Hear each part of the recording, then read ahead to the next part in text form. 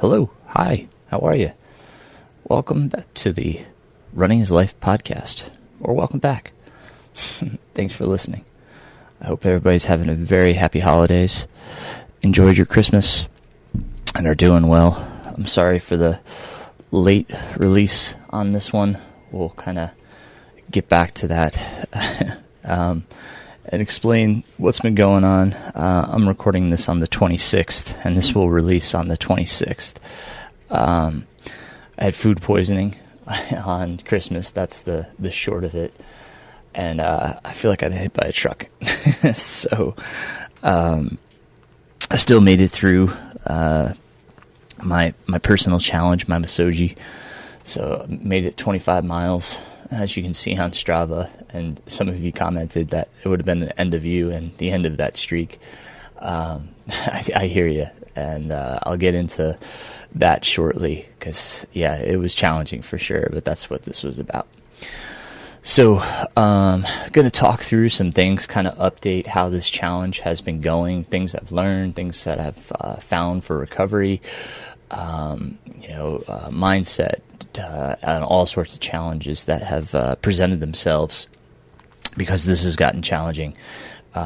Yesterday was 25. Today I've got 26 ahead of me. So we'll kind of talk about that as well. Also kind of want to talk about training. I'm reading like so many conflicting articles, and I think that a lot of times we get caught up in the sense that every article is meant for us. And I'm going to talk a little bit about that and how we're all an N of one. And our experiences are completely different. Our training is completely different. So stay tuned for that. I'll get to that later. So first, let's talk a little bit about the update. This Misogi is a personal challenge. That's what a Misogi is. And why am I doing it? Like, why? What's the reason behind this? It's certainly not for any kind of fame, glory, or attention. This is exactly what a Misogi means, a personal challenge. This is deeply personal to me, something that I wanted to put myself outside of my comfort zone. After reading Steve Magnus's Do Hard Things and Michael Easter's A Comfort Crisis, these are books that, tell us we should challenge ourselves from time to time. And this year has been, challenging for me in the regard that I didn't have a single finish in a race. And it's been really hard to deal with two big DNFs, a DNF at the Western States 100 and a DNF at the Tour de France. Now, of course, the external variables that, were applied to these races, Western States having, severe cramping and nausea and throwing up, there wasn't much I could do. I couldn't walk. So going into the canyons where the temperatures were just going to skyrocket and I was already throwing up and cramping was not viable. It was not a viable option. My wife wasn't going to have it. I couldn't do it. So kind of understood, 40 miles was the end of my race that day.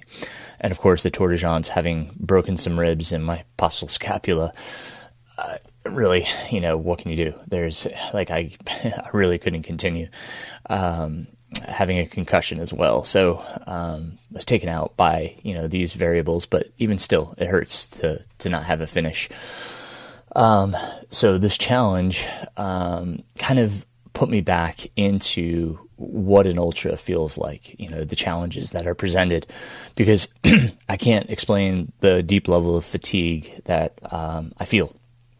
Having gotten into now the 20s, 20 miles plus a day, it's hard. Last week was my biggest week that I've ever had in a training week with 126 miles. This week will be 175. I'm already up to 95 miles, I believe, on the week after 4 days of running. It's extremely challenging, and, I'm going to get into the recovery aspects of this, but when I reflect upon my why, a lot of times I'll hear runners, because I oftentimes ask, when I begin with a runner or when they have a new goal, I say, what is your why? And oftentimes the response is, I want to see how I react when things go sideways, when things get hard, when I'm deep in the pain cave. And oftentimes we're not prepared for that. We don't have the toolbox in order to accommodate when things go sideways. And, putting ourselves in these situations in which I've put myself, I have to use my toolbox. I have to think of all of the things that I've done in the past to carry me forward, to move me forward, to continue this challenge. The two scenarios, the two runs that I'm about to talk about, they put me at the brink, of quitting, of saying, this is just getting to be too much. So we're going to talk about that and how I move through those, but being able to move through them also kind of showed me that I do have, what it takes, the equipment to move forward and to get through hard and challenging times. And I recognized that from the get-go, and that's part of it, right? Like, there are going to be challenges, and it's supposed to be challenging. It's supposed to be hard. And that's something that I refer back to when I get into those moments, is saying, yes, this is one of those challenging moments. This is when I'm going to be challenged the most in order to move forward. How do I do that? And that's what I have to remember, is how do I do that? How do I move forward?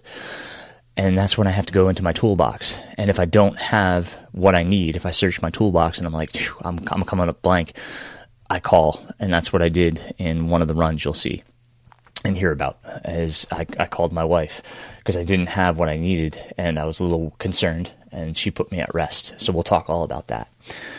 But I had that mindset from the beginning. I knew it would get hard, and I knew I'd have to remember that it's going to get hard. And in those hard moments, really, search myself and search my brain, rack my brain for experiences that I've had that could help me get through those moments.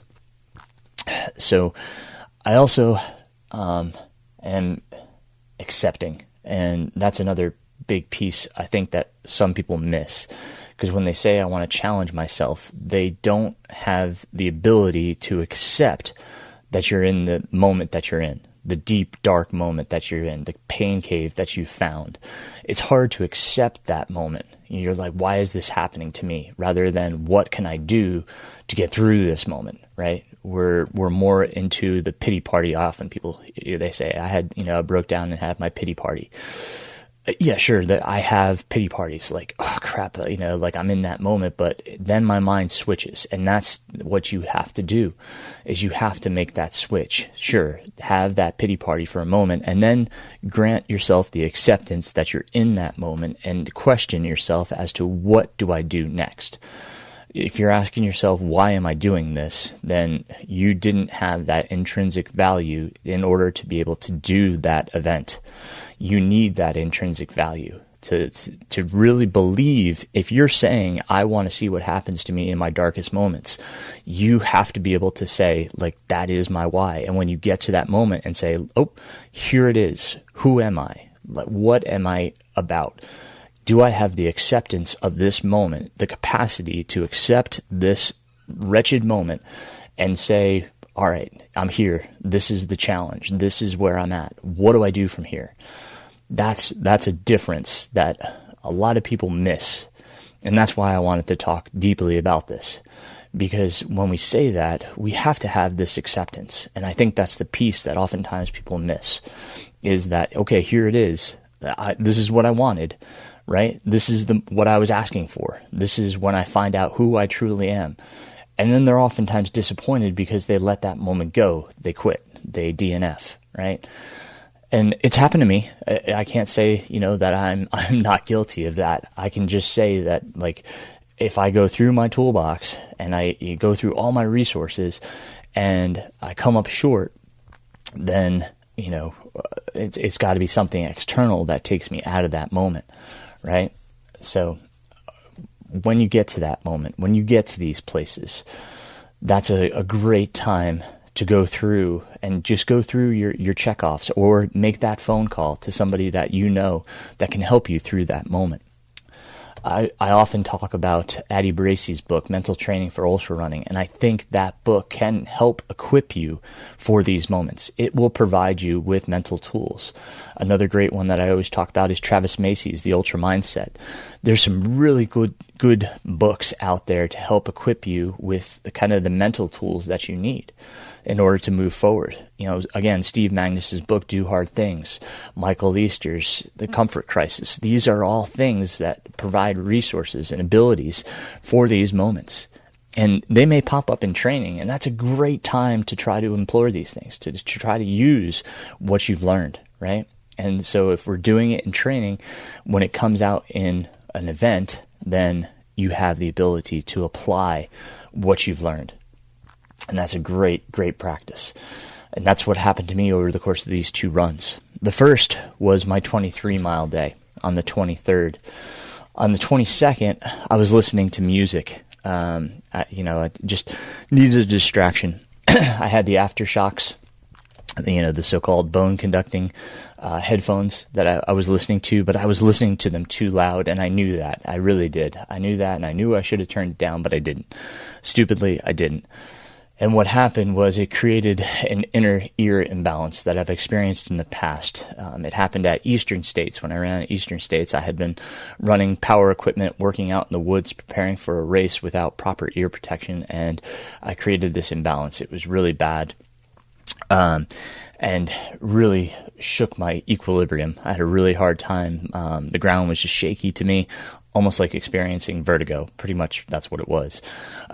So in this 23-miler, I chose a different route because I was kind of getting a little bit bored with where I had been running. So I chose to do something different, and everything was going okay until mile 2. It didn't get very far, and then I threw up, and it was mile 2, and I hadn't really eaten much, and I was just like, what's going on? Why am I already throwing up? And I felt a little bit better after I threw up, but it was too early for that to happen. So, I kept going, albeit at an easy pace, slow pace. Tried to give it a few miles, and my stomach kind of settled down. I had a little bit to eat, and then I was able to drink a little bit, just a little bit at a time. And that's the big thing here with nausea is you just kind of trickle things in, and see if you can get your gut working again. And it did. I didn't have any more problems with my stomach afterwards, but on the return trip, I was doing it out and back, I started to get that really dizzy sensation, that almost vertigo sensation, where everything was spinning and the ground was shaky. I was in daylight, so I had my headlamp off. Started in the dark, and I was I did this little loop that I have near my house in Foster Creek on a trail. And really experienced it really badly. I didn't have my poles with me, which, in these scenarios, it's really good to have your poles because it helps stabilize you and give you that equilibrium and balance that you need. So I was getting really frustrated with how dizzy I was and the experiences I was having. So I called my wife because she's a physician. She's a family doc. She knows my history. She knows what I've been through with this problem in the past, and she went through all of the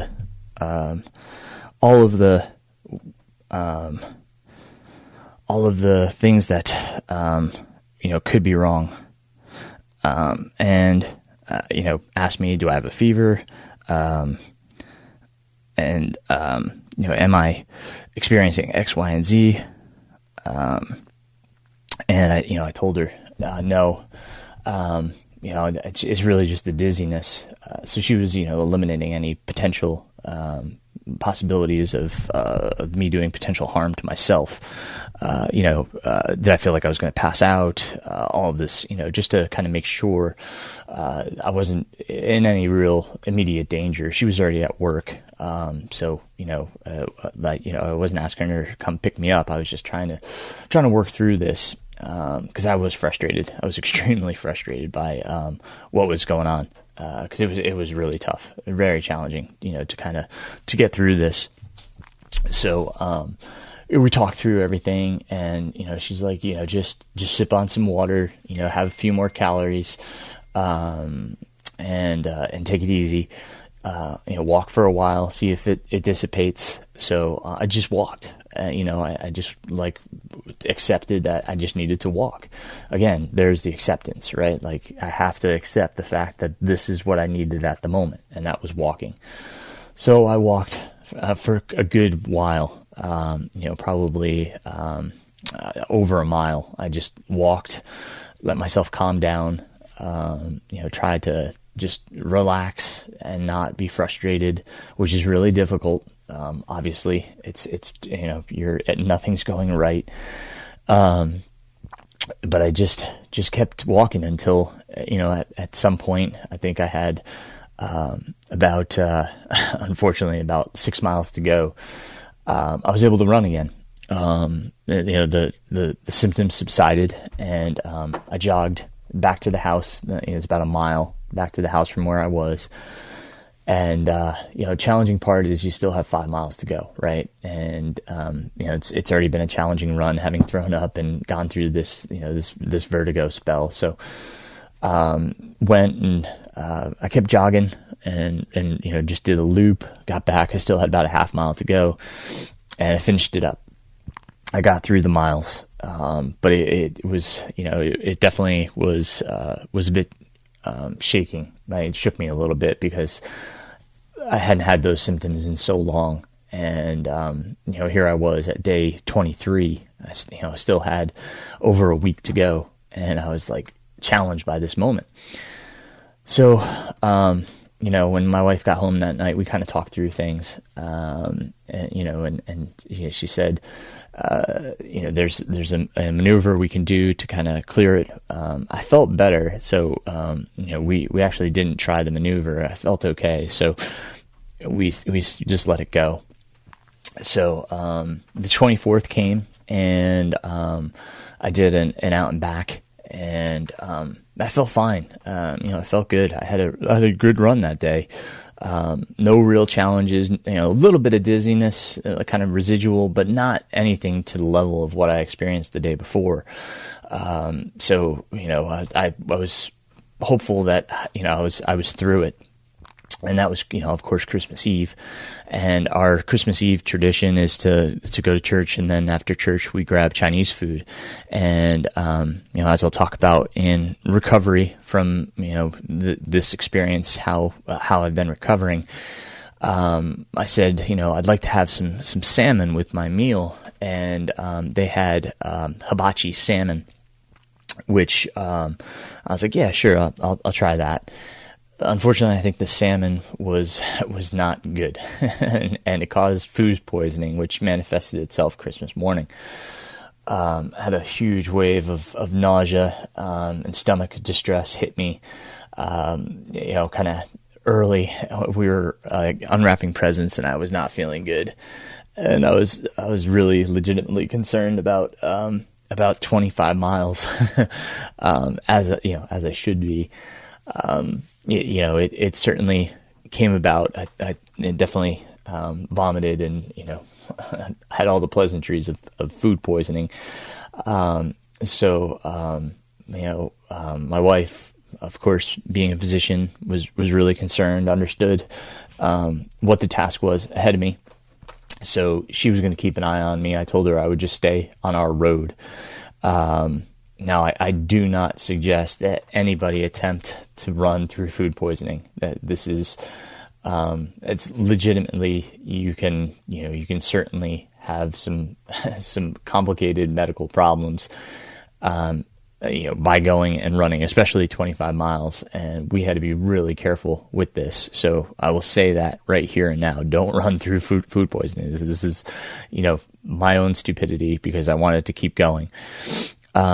But I chose to run on my road. Now my road is like, the section that I run is dirt. It's about 0.6 of a mile out. So, a little bit over 1.2 out and back. And to do 25 miles on that was going to be a challenge in and of itself. but I'd be close to home if I needed anything, if I, needed my wife, if I needed to stop and use the restroom. So logistically, it was, solid because I had her right there. I had phone service the entire time. She could check on me. So I was being monitored.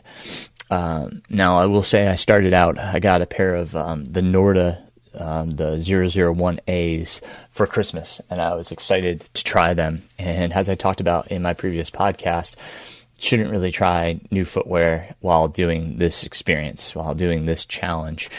Unfortunately, the Nordas pushed hard into my heel. The heel counter just felt like it was really hard, almost like it was bruising my heel. So by mile 3, I had to get out of those shoes, unfortunately. So I went inside, used the restroom, switched out to my Lone Peaks, and then continued on. I had to stop into the house a few times to use the restroom. It was not a pleasant experience. I won't get into the details, but, needless to say, I'm grateful for the side of the road and for having access to the bathroom. I did make it through. And some other challenges presented themselves. Those being, one, my shorts. I was wearing the John G half tights, and for some reason the seams were just rubbing me raw, and I had to get out of those. So I came inside. I got a new lubrication, a new salve. It's called Friction Prescription. The guys, Dave and Chris, they're out of Knoxville. They actually followed me on Instagram, so I checked them out. And being a more local company, I said, yeah, sure, I'll support these guys. And they sent me a nice postcard. So I appreciate that, guys, for they sent me a little extra stuff to try out, which it worked great. So I'm really pleased with the product. They by no means sponsor this podcast or anything, but the Friction Prescription, I'll put them into the show notes so you can check them out, because it actually is a great salve to use, a lubricant to use. So I switched into my usual rabbit shorts that have a brief liner, and they started chafing me, and I was like, man, it was the liner itself was just rubbing. So I hadn't applied the Friction Prescription to where the brief was. I didn't think it would bother me. So came back inside, applied lube to that area, and put on some of my Exoskin half tights, and then threw my rabbit shorts on top of those. And that seemed to eliminate the shorts problem. So another problem solved. So footwear, shorts, and lube. So I seem to be doing much better. Now, the next problem that arose, and this was the challenge of having food poisoning, is that I was getting dehydrated because I couldn't hold fluids down, and that gets dangerous. The dehydration, I started getting severe dizziness.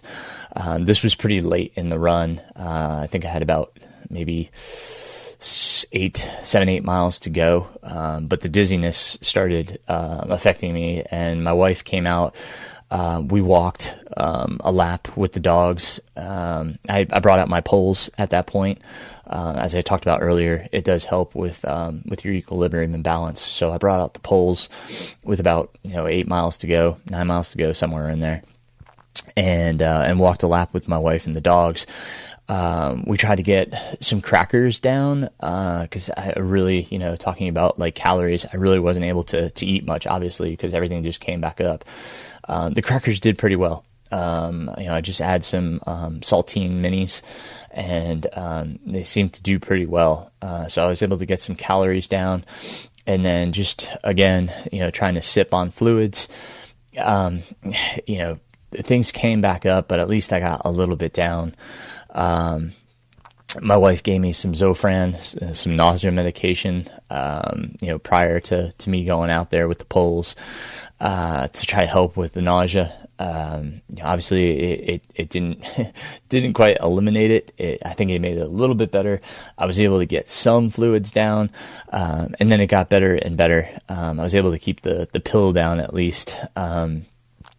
sip of water. And so I just, was sipping on some electrolytes. I had some liquid IV that I was sipping on.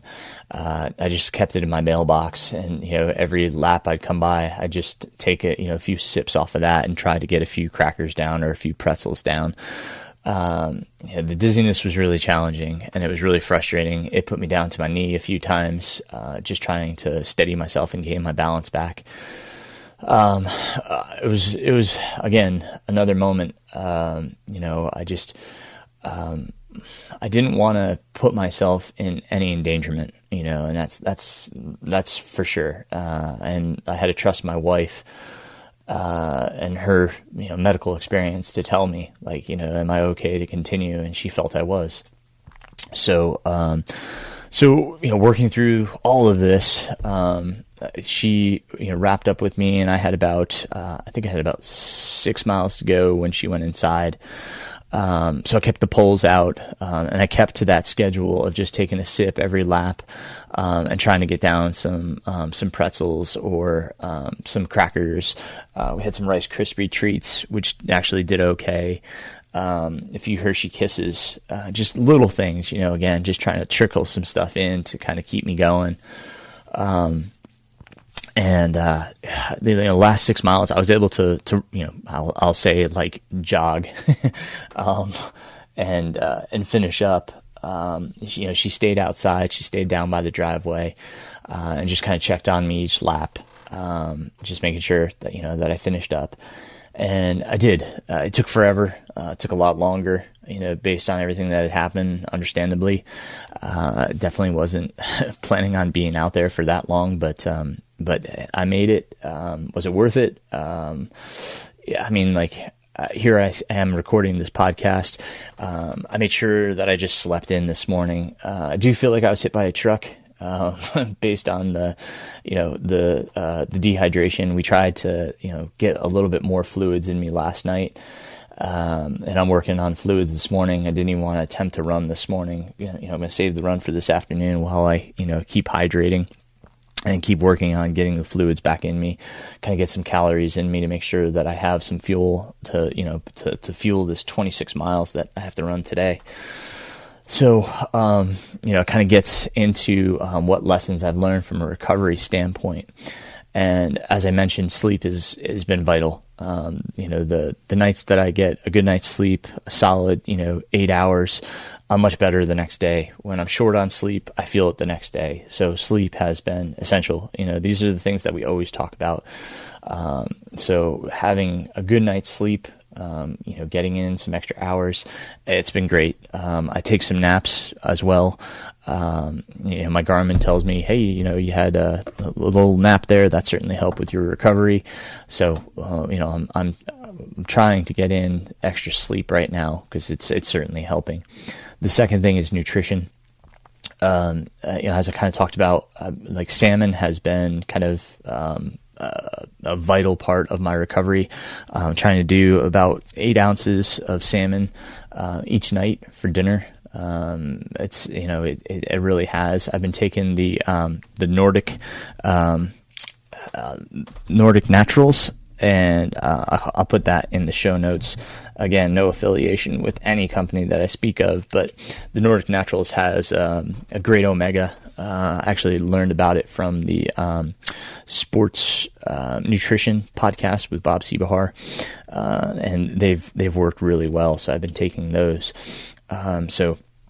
The nutrition standpoint, still working off of a plant-based diet. I do have eggs, that also help with some protein, some omegas, some fats.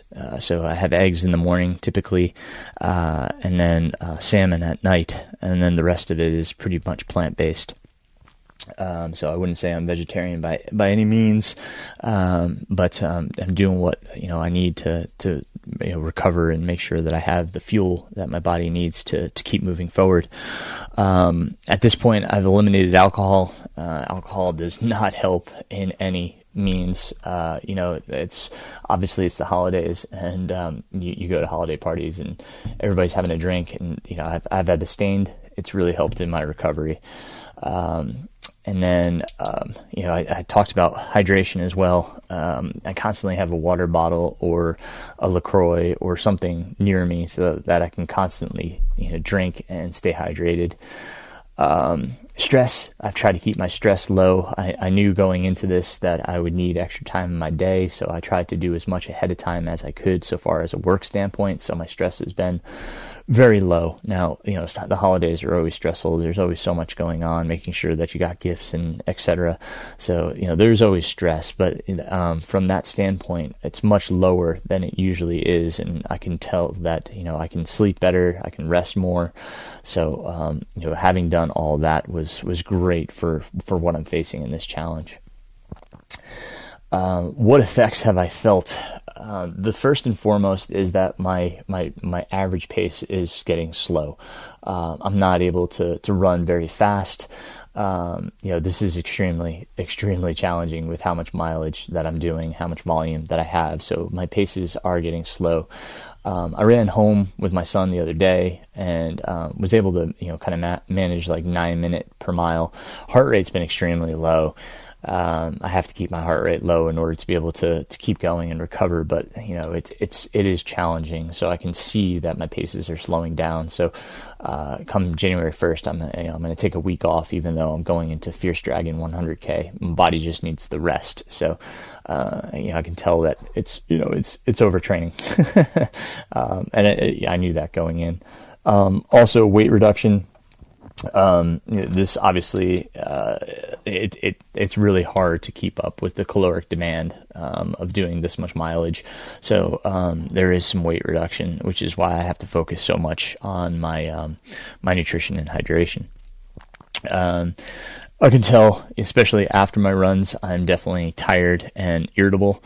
My patience is short. It's tough, being so tired and in such a fatigued state. So, I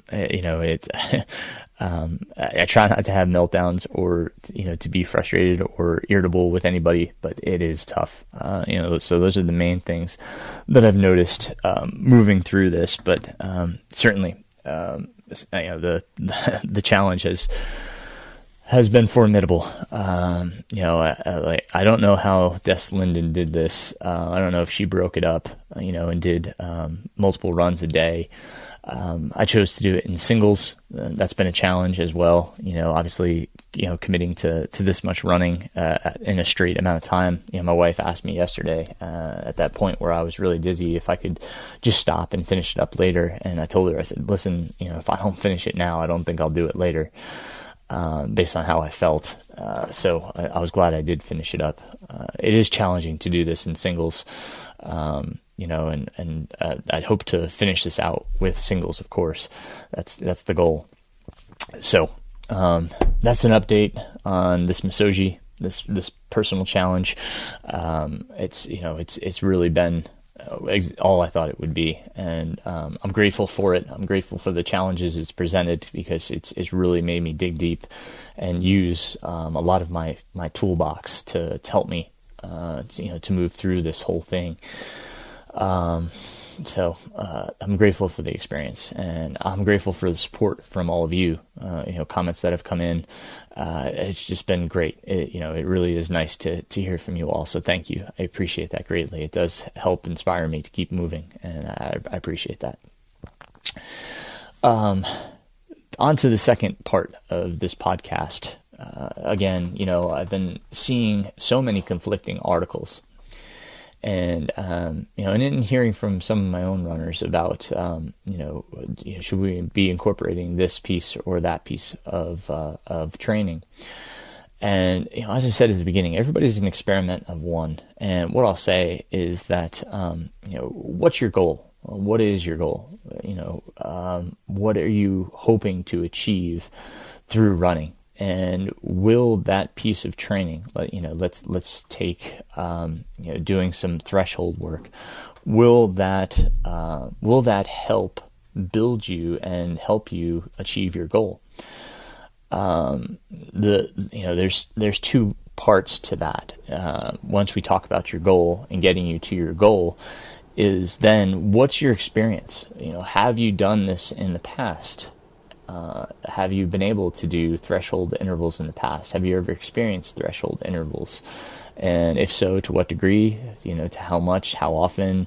Are you doing a workout twice a week, once a week? What volume are you doing? So far as not only your weekly volume, but also what volume are you doing within the intervals themselves? In other words, how much are you doing? Are you doing 20 minutes of intervals, 30 minutes of intervals, 40 minutes of intervals? What does that volume look like in the past? How have you experienced it? How are you measuring it? Are you looking at heart rate? Because, a lot of people do threshold, and I'll look at the interval, and the interval was too hard. They missed the value of the workout. So, knowing that you're doing the right thing and at the right intensity is important as well. But, beside the point, will it help you get to that goal? The second part of that is, what's your injury history? If we add intensity, the likelihood of injury is increased. Not to say that you will get injured, but again, we're adding intensity. Anything can happen. If we're slightly off in form, and then we increase the intensity, the amount of times that you're striking on a compromised form, there's a higher higher likelihood of injury. So we have to be really careful about that, and make sure that things are in line. Now that's difficult. That is very difficult to make sure that we're 100% and good to go. Threshold is, I'm not going to say threshold is the intensity that is a high likelihood of injury. It's more anaerobic intervals, and that's where we have to be really careful. Is like those anaerobic intervals are such a high intensity, it puts our bodies in such a fatigued state that we have to manage multiple things to make sure that we're not getting injured. Are anaerobic intervals good? Yes. Again, it depends on what you're training for. What is the goal? What do you want? As we get older, we have to be more careful with this. It applies more force, so we have to be careful with how we do them. And oftentimes, doing them on an uphill lessens the probability or the likelihood of getting injured. So, there's some ways around it, but, looking at our goal, looking at your history with the training itself, and looking at your injury history, we kind of have to make an educated decision as to whether it's worth it to incorporate those things into your training. A lot right now says that, the zone 2 training, and I'm going to define zone 2 as, a low intensity aerobic running. It could be 60 to 78% of maximum heart rate. That's in honesty, that's a great area in order for you to make aerobic improvements. There's articles that say that it's not as valuable. Now, contrary to these articles, again, we have to look at the individual. We can't put this as, it's not good for everyone, right? There are certain athletes that certainly are going to respond well to adding threshold work and anaerobic work. That's true. There are also others that may get injured from doing so, or overtrained from doing so, especially without the proper guidance. So we have to be careful with how we do things, when we do things. Not all of us are 20-year-old pros that have the time and ability to recover from these efforts. If I were to do any of that right now in this challenge, for instance, obviously the challenge would come to a close pretty quickly. I don't think I'd be able to sustain the intensity and the volume. It just wouldn't coincide. I wouldn't be able to recover enough, and it would put me in a compromised state. So, what are we training for? If we're training for a marathon, that's one thing. If we're training for ultra, that's completely different. So we have to look at those things as well. And look at the big picture. In other words, what's the big picture, and what's the hope? What's the goal? Because honestly, when it comes down to is what do you expect from longevity from this sport, right? I want to be in this sport a long time, so a majority of my volume is going to be in that low intensity. Putting in some volume that will sustain me through multiple years to come. I certainly I want some improvements and I want to be able to do certain things, but the reality is, because I want to be in this sport for a long time, I don't want to overdo it.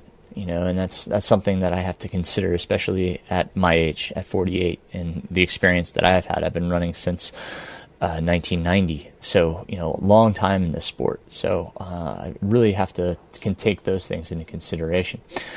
We also have to consider our enjoyment. What do we enjoy? If we don't enjoy doing those workouts, are they worth it? Right? Can we just enjoy the sport and make our goals without them? Maybe. And that's something you have to consider. Again, everybody's an N of one. So take all those things into consideration, and don't feel that every article is aimed at you. That's the other piece. Okay? Sure, you can read them and probably take things away from them and learn certain things, but don't feel that every article is applicable to you. I wish that every article and everything that we write is something that's aimed and intentional and focused for every single one of us, but it's not. And that's the big thing that I think sometimes we miss. So think about you, think about your goals, think about your experience, think about your injury history, your enjoyment, and your longevity in the sport in consideration of things that you want to incorporate into your training. If you're not sure, just like I talked about with my toolbox, if you don't have the knowledge or understanding, then reach out to somebody that does. If you want to reach out to me, that's great. If you want to reach out to another coach that that's fantastic. Use your resources, just as I talked about earlier. We need to use our resources to learn and understand what we can and cannot do. So, by all means, like I said, I hope you've gained some stuff from this podcast, and really, again, take away some things that you can make and use in your own training. It's great, to have these goals, and I hope that you achieve them. I really do. If I can help you do that, please reach out. All the ways to do so are in the show notes. I've enjoyed really getting to know a lot of my runners. I have some new runners in the stable, and I would love to add a few more. So if you're looking for a coach, please reach out to me. I really do appreciate all that do. So we'll keep you guys updated on this Misogi. Hopefully, by the recording of the next episode, I'll have concluded this challenge, and we'll see how it goes. But until next time, my friends, keep moving forward. Running is life.